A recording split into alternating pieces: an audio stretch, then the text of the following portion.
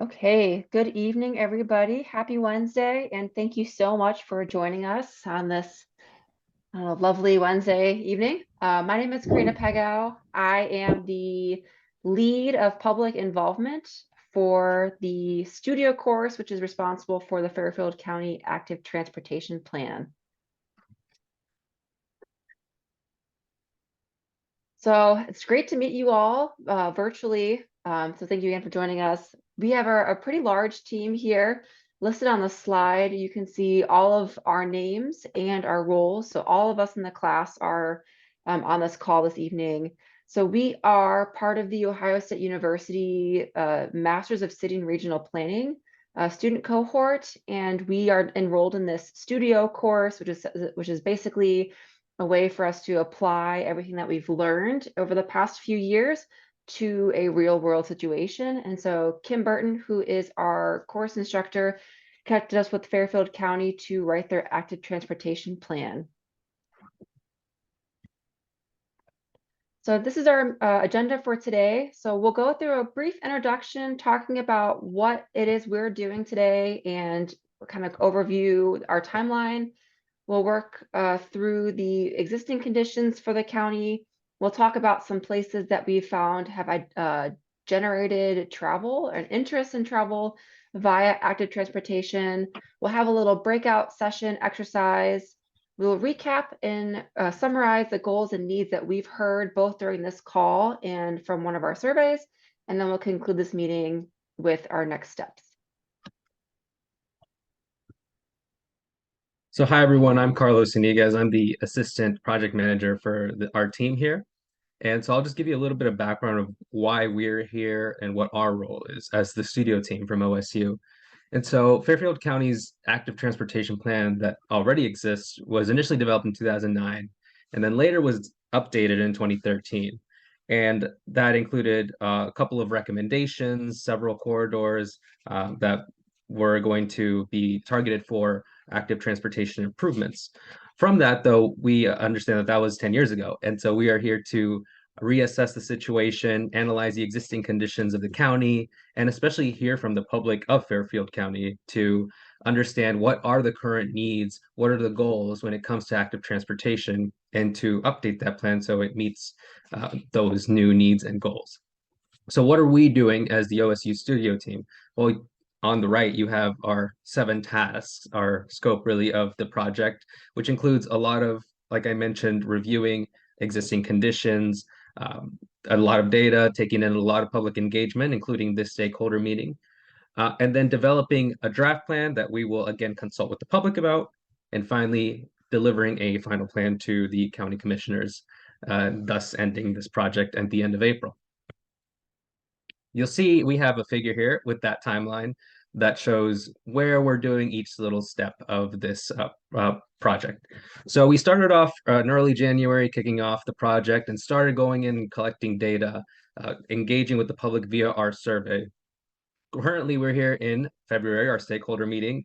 And after this and during and before this, we are going to continue to analyze data, assess needs, and start to prepare a draft plan that will be presented at a public meeting that we hope you're all at on March the 8th, a month from today at the same time. And we'll talk more about this public meeting later, but it will be in person.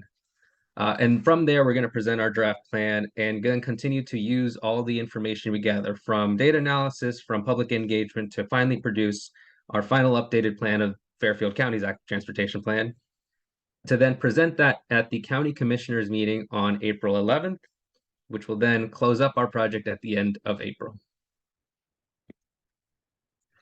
So active transportation is any form of transportation that is human powered. So that includes several things that you see here on these images provided by ODOT, not just bicycling, but using a scooter, hiking, walking. So active transportation does not include driving, of course, but also doesn't include riding the bus or train or motorized boating. So that is really the scope we're looking at when it comes to active transportation planning, not those things in the end of the description, but rather anything human powered. And why active transportation? I mean, there are several reasons, and this figure from ODOT lists a couple of them in a very broad sense. There are a lot of benefits to health, both physical and mental health, to participate in active transportation in some form, increased safe connectivity and mobility options, of course, cleaner for the environment to walk or use a bicycle to get somewhere. And it's definitely got a lot of economic benefits too to local businesses that are adjacent to active transportation corridors. And overall, it's a great attractive feature for quality of life. And especially as our county is growing and surrounding areas are growing, it's important to take the opportunity to attract people to the quality of life that people in Fairfield County feel best suits them. Active transportation can certainly be a part of that. And we already have an active transportation plan in Fairfield County. So we are going to take advantage of that moment to update that and make it better. So Karina as here, we're part of going to talk to us about the survey. So go ahead, Karina. All right, thank you, Carlos. Yeah, so as part of the plan and part of our process is we sent out a survey countywide to kind of gauge how everybody feels and is currently, if they're whether or not they're using the active transportation. We also polled about areas of interest, problem areas, and so on.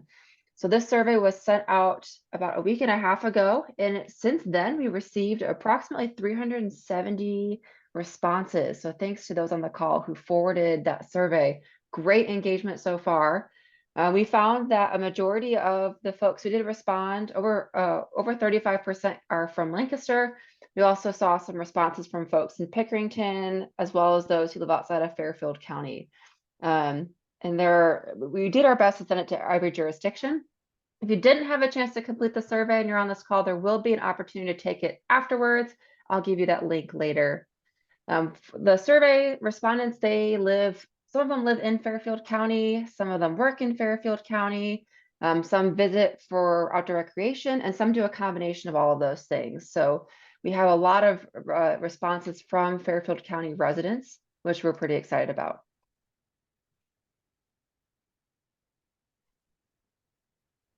So at this point, we'll go over the existing conditions.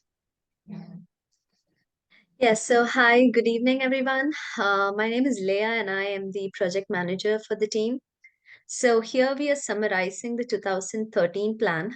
So in 2009, there was a need for an implementing agency, which led to the formation of the Active Transportation Subcommittee. And this subcommittee had developed and prepared the 2013 plan. So the major goal was to review the 2009 plan and to revise the recommended routes that were presented at that point. So the major goals, as you see on the screen, are to create criteria for installing bike roads, recommend sign changes, prioritize routes, and to continue to review the recommended routes. So in the 2013 plan, there were 9 corridors, as you see on the table, and each of these routes had around 3 trails. And each of these routes also had 2 options. One was the short-term route option and the long-term route option. So the short-term routes are the ones that were already existing but required inexpensive improvements. So at that point, it could be only used by inexperienced cyclists. So then we had the long-term route, which was on a broader scale. It was to develop a complete bikeway network.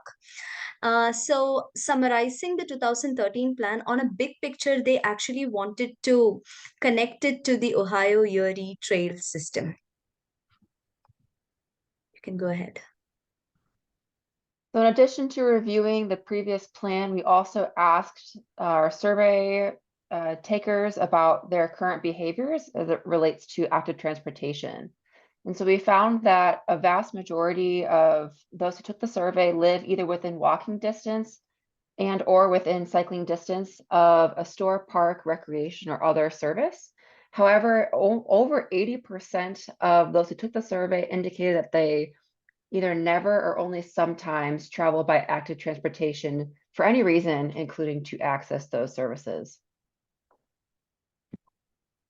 We also asked about areas that generate travel. So I'll show that in a second. Carlos, next slide. Alrighty, so, oh, I missed one. Can you go back one, please? Thank you. I blanked there. Thanks, Carlos. So we also asked about whether or not our survey respondents thought it was safe for children to use active transportation to get to school. And over 50% of the responses we heard were yes, it would be safe for children to get to school via active transportation. Oh, but if it was an off-street route, some also indicated that an on-street route was fine, but by and large, we saw a preference for the off-street route. Thanks, Carlos. We also asked about a bike to work day event to see if that work generated bike program would be welcomed, and we found that no, folks would not like to bike to work as part of a work event. However, there was still an interest in traveling to a destination by other means that wasn't a car. So over 75% of our responses said definitely or maybe they'd like to travel by some other means that wasn't a vehicle. We also shared some examples of bike routes. So on the left image, you will see a bike that is drawn on the road. This is a shared bike route. So this is where cyclists and drivers will share the road. And the only indication of it being a shared route is that symbol you see there. We asked if folks would use this route always, most of the time, sometimes, or never. That 8% indicates that people would only use that route. Only 8% of people would use that route most of the time or always. The same question was applied for the visually separated bike route, which is the middle image. That shows a lane that was drawn out on the road, but there isn't any barrier between the cyclist and their vehicles. 21% of our responses indicated that someone would use this route most of the time or always. And then the third bike route that we represented in the survey was a physically separated bike route. This is the route that's separated by something like a barrier or by parked vehicles. And we saw that half of our survey respondents said yes, they would use that route most of the time or always. And last but not least, we also asked about areas that folks thought would generate a lot of active transportation or areas that they would like to travel to using active transportation. It's color-coded, green for outdoor spaces, blue for bodies of water, brown indicates a city or a town, gray indicates other amenities, and the light blue shows the work, library, or schools. So we received a long list of places that people felt that they would travel to using active transportation or that they thought would generate a lot of active transportation. So we will use this in our planning process. So even if you had already filled out the survey, I would just like to ask again. We have a little Zoom chat frenzy, as I like to call it. So for those of you who aren't familiar with what a Zoom frenzy is, essentially you go into the chat box. I will ask you a question. You will type your answer into the chat, but you will not hit enter. And then on the count of 3, we will all hit enter and we'll see all of our answers together at once. So my question to you is, what are some places that you feel would generate a lot of active transportation? So where would you find people biking, walking, visiting with a scooter, etc.? Or where would you like to travel to using those transportation modes? So where would you like to walk to or bike to, etc.? So just take a few seconds to put it in the chat, but then again, don't hit enter. And then in a moment, I will count to 3.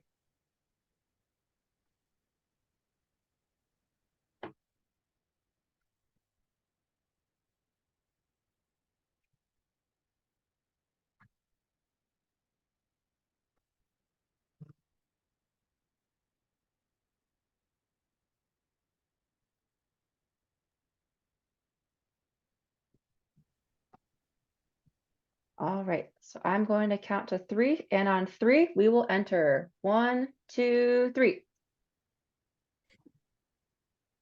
All right, yay, thanks for doing that. So it looks like folks like to visit parks, visiting schools, pools, restaurants, lots of parks and shopping. Thank you all so much. We will save the chat and keep this in mind as we move forward with the planning process. Woo. All right, so now we're going to go into a more thorough exercise with everyone that's here in our call.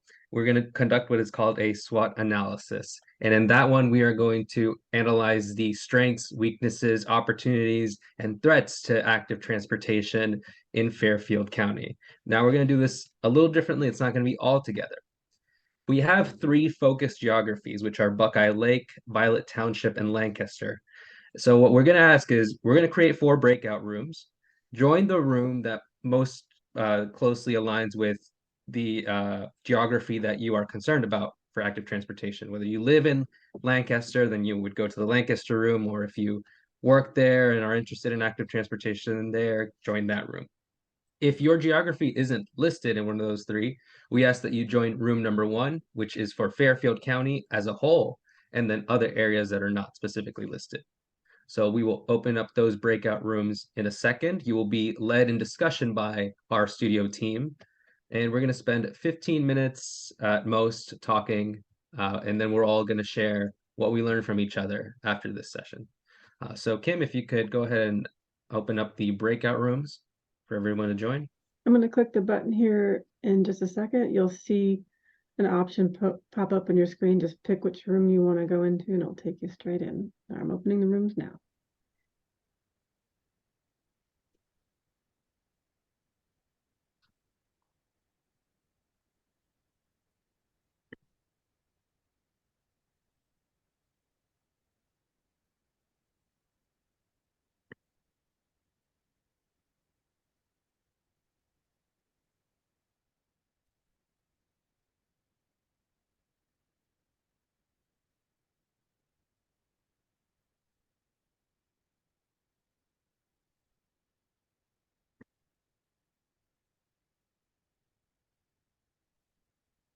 And I can help direct if any of you would like me to put you directly in a room.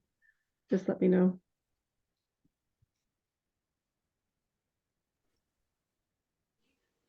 Could you put me in room 4, please? Yep. Okay. 19. Yep. All right. Okay, there.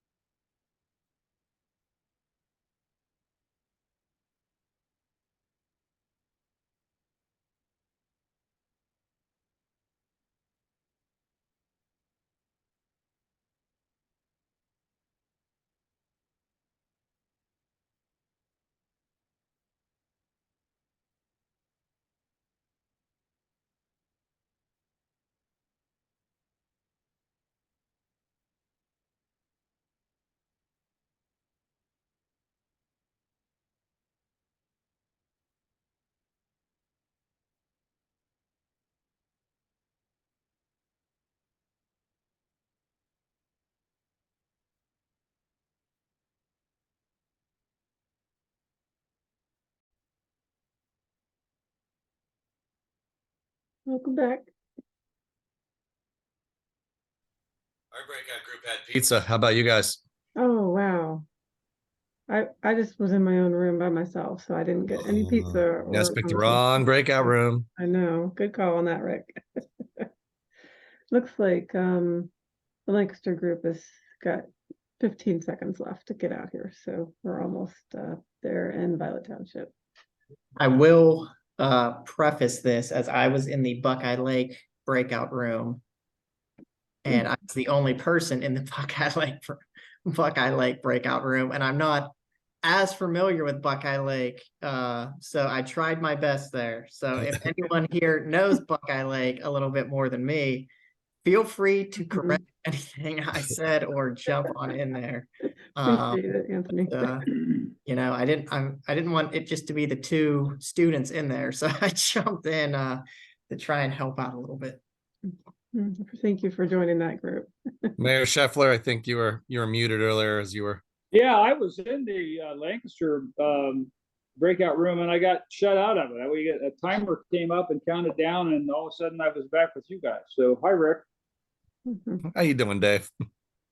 I'm good. Thanks. But we'll have more opportunities to participate, and then we can also talk afterwards to make sure we get everything, all your priorities and everything. So Yeah. sorry about the technology issues. Well, no, I realized that this was actually a really short time for this conversation. We had a lot of good talking points in our room in Violet Township, and I'm sure everyone else had in their rooms too. So sorry we kept it so short. We were getting onto some good stuff, but we do have to come back, and we're all going to talk about what we learned in this activity. Just give a brief overview of what was said in each room, so that we can go and start to define what some of our goals and needs are as we develop this active transportation plan. So I'll go ahead and start with the full county, the whole Fairfield County and other jurisdictions group. Just give us a quick overview of some interesting things you heard, whether it's strengths, weaknesses, opportunities, or threats.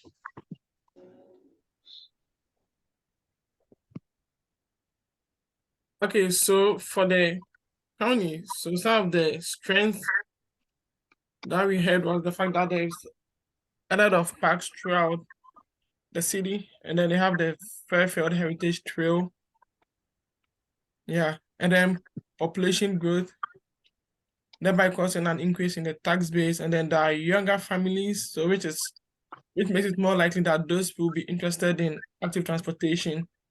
So these are some of the strengths that Fairfield County has, and they could take advantage of this to have more trails, so that like it will be also be welcoming to some of these young families who are already there.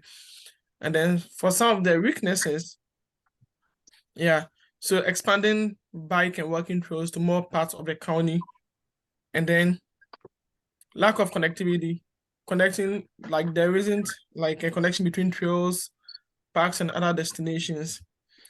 And then the interesting part, there is no bike map for the county. Yeah, so that's another big challenge.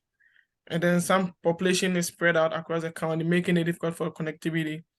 So in terms of some opportunities, so embedding new routes with new development.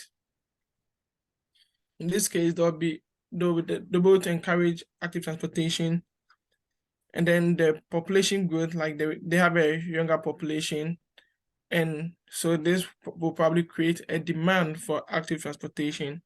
So they could take advantage of that. And then some other opportunities, providing better lighting to areas where there are trails, and then regular patrols to trails. It was the one issue that came up was safety. So having regular patrols in and around the trails could help improve the usage as well. And then having call boxes and clear signage of the existing trails within the county. And then some of the threats. Yeah, so safety is just across. And then we talked about one other issue that came up was like increased vehicle traffic. So there's job growth within Columbus and the county, and it leads to more people being on the road. Yeah, so those are some of the trends. And I think one other opportunity that I didn't talk about was the park and ride, because people live far.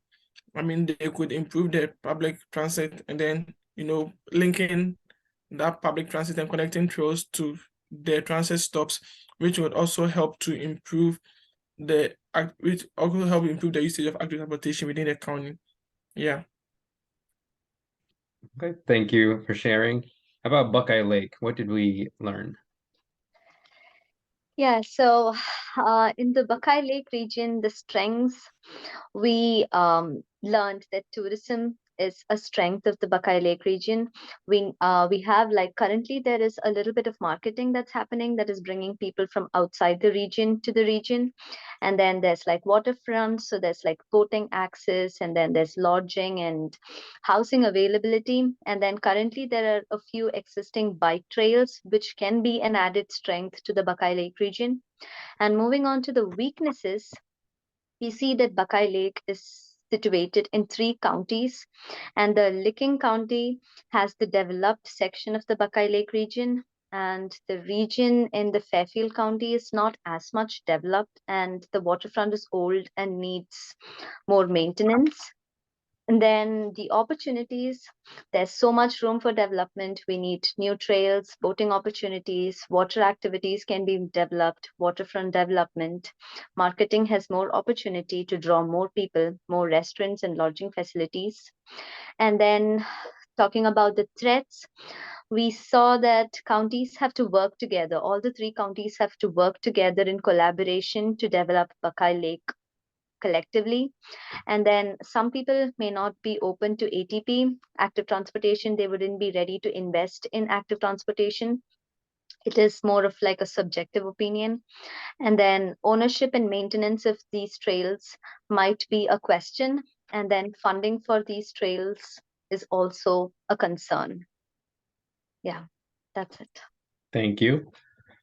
What about Lancaster? How did your room go? I think it went pretty well. We spent a lot of time talking about strengths, which is definitely a good sign. Some of the highlights of the strengths were that Lancaster has a fairly robust set of planning departments and initiatives currently in the works. You know, very involved parks department, very involved transportation department. There's a lot of existing improvements that have been made. So we talked a lot about South Broad Street and the grants that enabled the redevelopment of that, with the replacement of sidewalks and resurfacing of streets, adding in bike lanes. Lancaster has a very good park system, and the expansion of the trails to OUL and through the fairgrounds and other places. We had a few weaknesses. There's been some issues with, kind of, to quote, I believe it was Dave, moving the needle forward on projects. Money and funding tend to be another significant weakness. The parks that do exist are a bit disconnected, don't always have ways to get from one to another, and some of the trails can go through very isolated places, and there's issues with houseless individuals and encampments, so there's potential safety issues on some of the trails.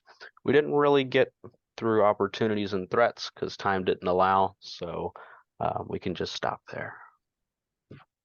All right. Thank you for sharing. And then finally, the Violet Township room that I was in, along with a few others. To keep it brief, I think what we saw, though, was that our conversation, as it went from strengths to weaknesses to opportunities and threats, flowed very carefully and very similarly, as in we saw that there were a lot of good facilities and trails that do exist in Violet Township, but the weaknesses there are that sometimes they don't connect well to each other or to other outside trails that could be important to connecting Violet Township to its region. Of course, there are opportunities through several things. The bipartisan infrastructure bill was mentioned as a way to collaborate with existing projects or new projects in other forms of transportation and add an active transportation element to take advantage of the Safe Routes to Schools program that helps with developing more of those active transportation routes. So, you know, it all kind of went with each other, and we see that there are good things happening and there can be better things happening as well. Hope I summarized that well. But, you know, thank you all for participating in that. Thank you for your feedback. Of course, we're all taking notes here, and we're going to use this as we start to develop our plan and move into the next phase of public engagement as well. So this is still all part of an exercise where we're prioritizing needs in this plan and also developing the goals. So Karina is going to talk about some survey questions that were part of that scope. And then also we're going to have a lot of Zoom polls that are going to come up as we try to understand from you all what you see as the most pressing needs and the biggest goals you have for this plan. Thanks, Carlos. Yeah, so as a reminder, you know, while we are deemed the planners, this plan is really driven by the public input. We really don't know where to focus without your expertise. And as you are all on the ground, that feedback is really essential for a successful plan. So while we didn't do a SWOT analysis for the survey, we did ask folks to rate some features based on their current conditions. So in the bottom, we have on the left, high quality, in the middle, moderate quality, and in the right, poor quality. And we ranked things such as the quality, the conditions of roadways, of public transit, of greenways and parks, and shared use bike paths and trails. And so what we found from this is that there are a lot of moderate and poor quality facilities in the county. So it's a good place for us to focus as we get started. And we also asked folks to rank things and prioritize things by how much of an issue they are. So on the left, we have a major issue, and on the right, we have no issue. That's our x-axis. And so we asked for people to compare, traffic congestion, sidewalk connectivity, whether lighting was an issue, whether public safety was an issue, and so on. And we found that there are some issues with connectivity and some issues with traffic congestion, and only a few things were deemed not really an issue. So again, this is kind of helping us narrow in on what we need to focus on.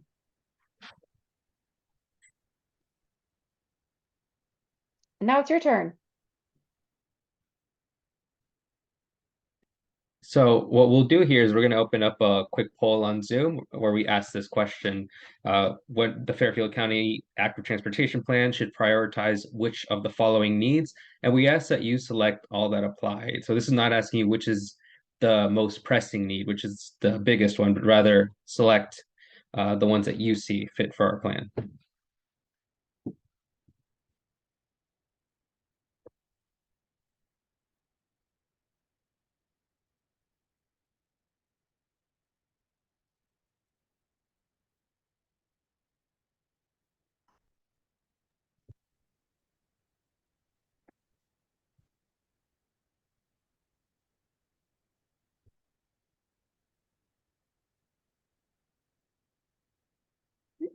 Where people have participated so far.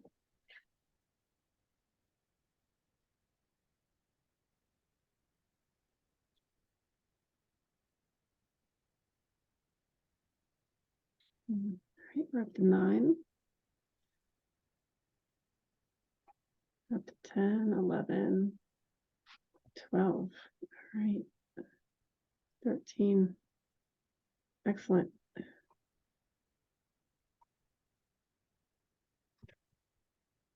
And Kim, when you're ready, be happy to share the results. Yeah. And I think everyone should be able to see the results of this quick poll we just took.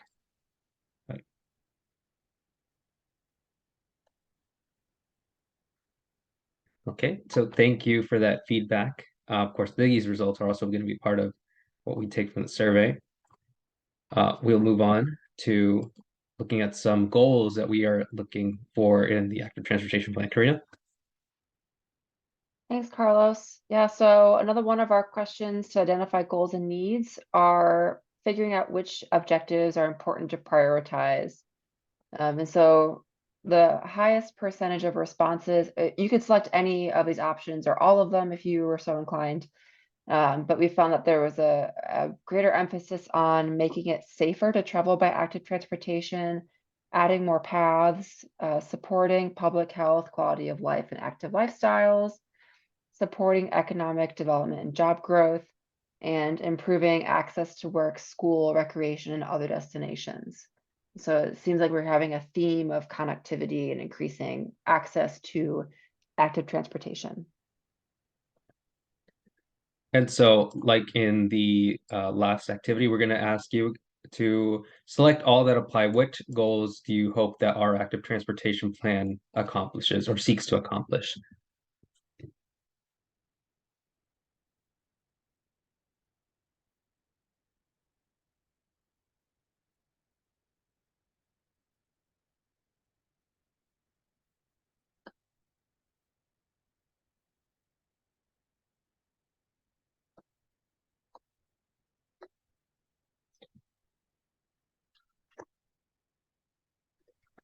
We're at 5 people so far.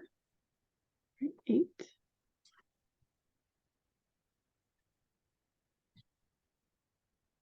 9.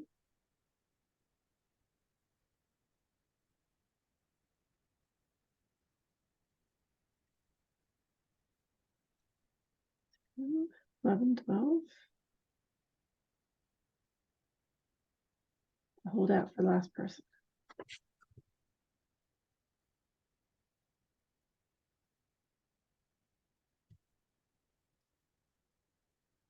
All right, 13, excellent. Let's see those results.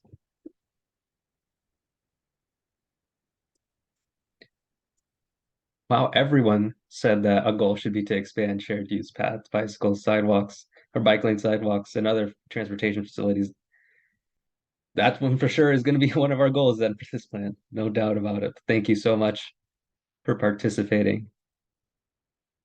So, as part of our work in analyzing the conditions that exist, we also want to take inspiration from other active transportation plans that are already published and already being implemented in other places that have similar characteristics to Fairfield County, whether that be geography, whether it be proximity or part of a metro area of a larger city, population.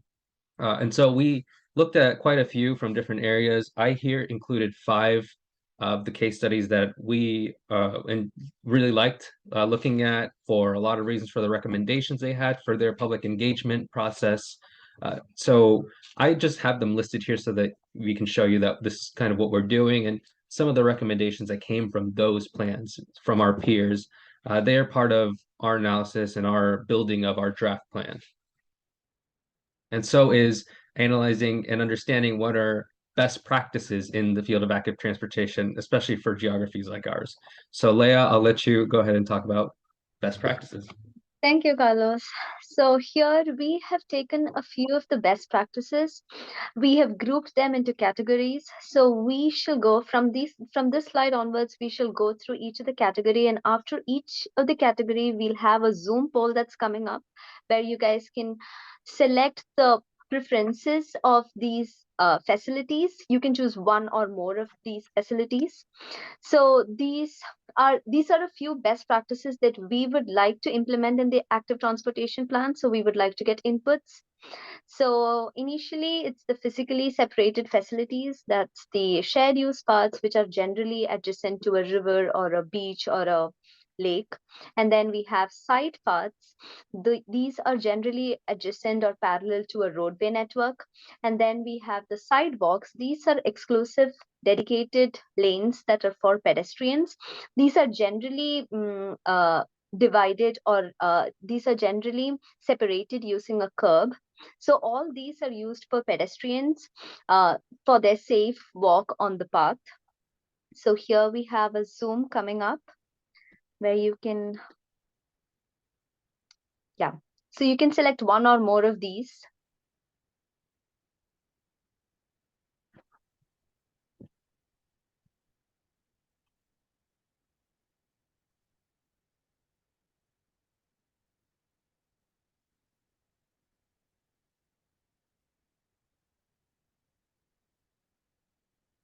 Mm.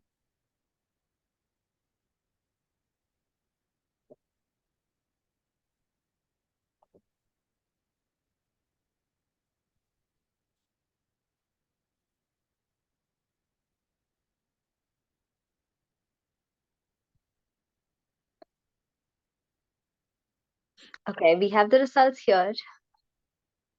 Oh, that's interesting. I thought sidewalks would have a lot of preference. I see side paths are more preferred. We shall take this into consideration. So then we have the shared use path surface material options. So that soft surfaces are the ones that are on the natural landscape that is typically made of natural earth or wood chips. And then we have hard surfaces that is generally made out of crushed stone or recycled material. It's not going to be very smooth. And then we have the paved surfaces, which are generally paved using concrete or asphalt. So we have a Zoom poll coming up now.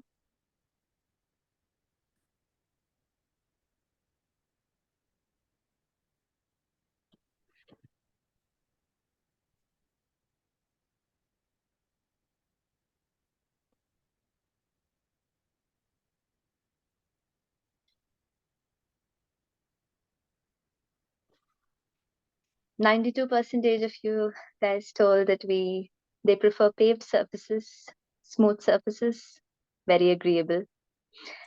We can go to the next slide. Yeah, so we considered on-street elements. So there are different kinds of on-street elements that we considered. One was the paved shoulders. It's going to be divided using a roadway marking. It's generally on the edge of the road. And then we have share rows. Karina talked about this a little. So it's generally, the share row just means that this lane is being shared by bicycles as well as automobiles. And then we have the bike lanes, that's visually separated bike lanes where that particular lane is exclusively for cycles, bikes. And then we have the separated bike lanes. As you see the picture, these are generally separated using a vertical element like a curb. So we have the zoom coming up right now.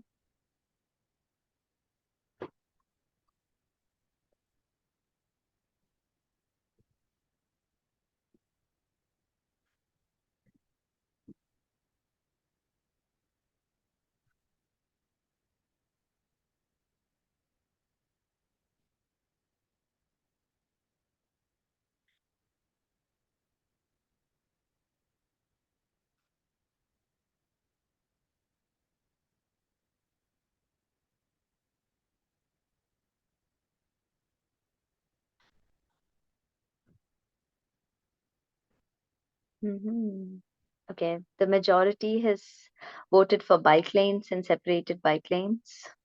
You can go to the next one, Carlos. And I love the enthusiasm for paved shoulders because those are pretty common on county roads. So thanks. Yeah, yeah, true, Karina. Yeah, so we have the pedestrian crossing design elements. So we have the rectangular rapid flashing beacon. So these are generally installed on crosswalk mid-blocks. It is to notify the vehicles to yield for the pedestrians. And then we have the pedestrian hybrid beacon. So it serves a similar purpose as the rectangular rapid flashing beacon, but the only difference is that this one notifies the vehicles to stop instead of yield. And then we have the flashing warning device. So these are generally coupled along with a visibility crosswalk, generally in uncontrolled crosswalks. So can we have the poll, please?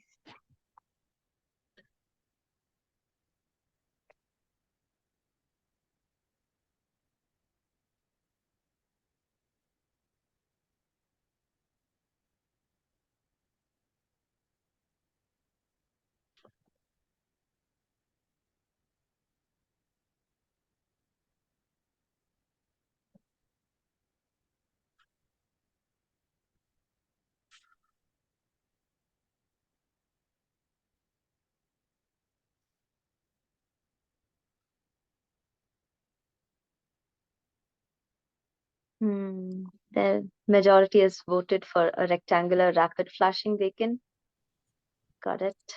I mean, most of those are geared towards inside a more dense area or city setting, you know, that they didn't really apply completely to the county.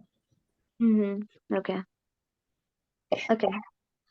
Laya, if I could just quickly say, I know some of the open-ended results of the survey were, whereas elements like that could possibly be more relevant, or there were some safety concerns with some crosswalks in like downtown Lancaster area and things like that. So I think that's generally a good place where perhaps some of those options could come in.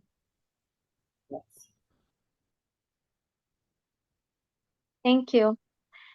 And then we have the roadway intersection design elements where the leading pedestrian interval, we all would have seen these. So these are just time tracking strategy for the pedestrians to use the crosswalks. And then we have the highway visibility crosswalk where the vehicles know where to stop for the pedestrians. And then the curb extensions, these are generally installed to reduce the crosswalk distance. So these are all for like intersection elements. So we have the Zoom poll coming up now.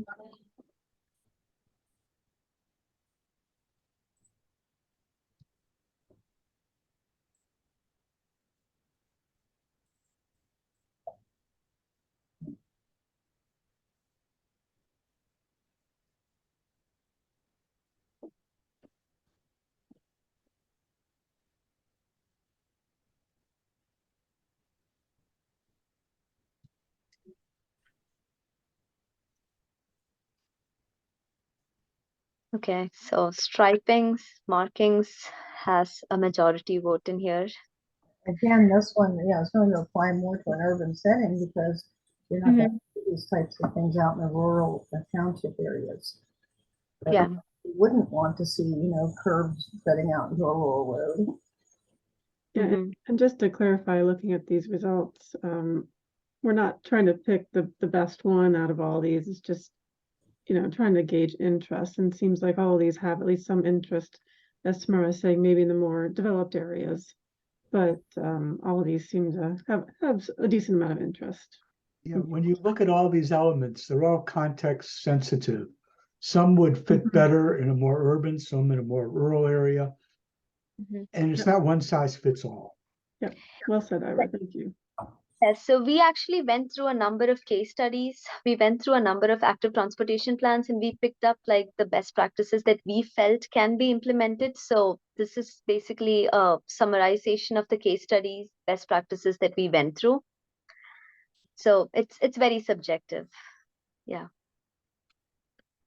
Okay, so we have the different kind of amenities that we would like to see in the active transportation plan. We would like to have the trails very lighted with pedestrian scale lighting, and then the wayfinding signage, then wayfinding signage basically with a network of signs that highlights the amenities, and then the trailhead with public access. So these are basically public access points, generally at the terminus location where where users can start or end their journey. And then moving on to the next slide, we have street trees. We would like to see the trails green. And then we have street furniture that includes the bike racks, chairs, and then we also looked into the green infrastructure where where it includes like water management methods in order to develop the natural water cycle. So we were thinking about like maybe green roofs or rain gardens. So right now you guys will have a poll coming out with all the 6 amenities that has been mentioned from the previous slide as well. You can select one or more of the ones that you would like to see.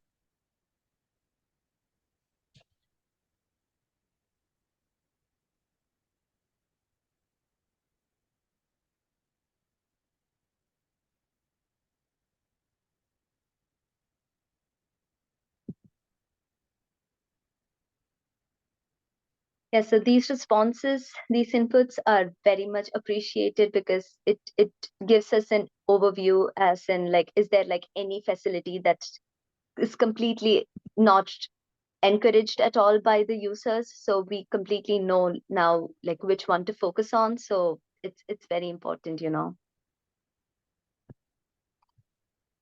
Yeah, okay. Thank you so much for participating. There were a lot of polls, but thank you so much for participating in these polls. So this was the last slide on the best practices. I think Carlos can take over. Actually, I am the one who is concluding this meeting. Oh, okay. Thanks, Leah. Yeah. So in conclusion, just to kind of recap where we are in the planning process, we do plan to finish this by April. So we've already begun to analyze the existing conditions.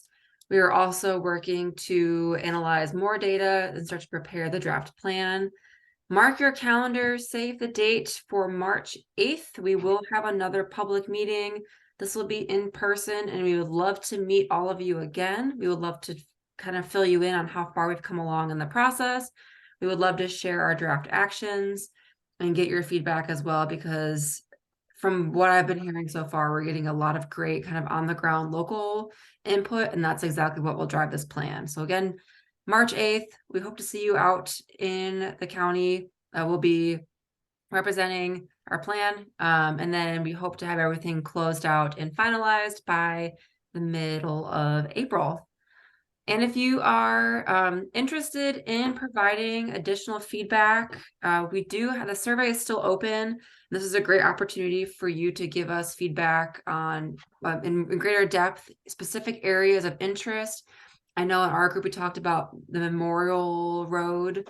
If you have a specific crosswalk area that would benefit from a crosswalk, or things that we didn't mention, in this meeting or any kind of other additional comments that you have, this survey is designed for that. So please, please, please, if you haven't already completed the survey, please give us your input, and we look at all of the responses in great detail. I am also the point of contact for any questions. So if you would like to send questions, comments, concerns, or anything of that nature our way, my email is in the chat. It's pegao.1@osu.edu. I would be happy to entertain any of your questions and forward them to the rest of our team. And we also have our website that is available. So that is u.osu.edu/Fairfield County ATP. That's also in the chat here. That's where you will see a copy of this presentation. That's where you will learn about our upcoming meetings. And I think at some point we will be putting our active transportation plan on the website as well for you to review. So if you have any questions, send me an email or visit our one-stop shop, which is our website. And with that, thank you so much for joining us. Just real quick, Rena, just to Oh, yeah. jump in and let everybody know that those in-person meetings will be in 3 locations. So one will be in at the Pickerington Library. One will be in downtown Lancaster at the Record Center, and the other one will be in Buckeye Lake, where we're finalizing that location. So we are trying to reach out into 3 main areas of focus in the county. So hope to see you guys there in person. Oh, great. Thank you, Rick. Yes, we will make sure to put that on the website as well, so you all know where to go when March 8th rolls around. But otherwise, thanks again for your time. I know that was a long meeting. Have a great rest of your week, and thank you again for joining us today. You're welcome. Thank you. All right, thank you, everyone.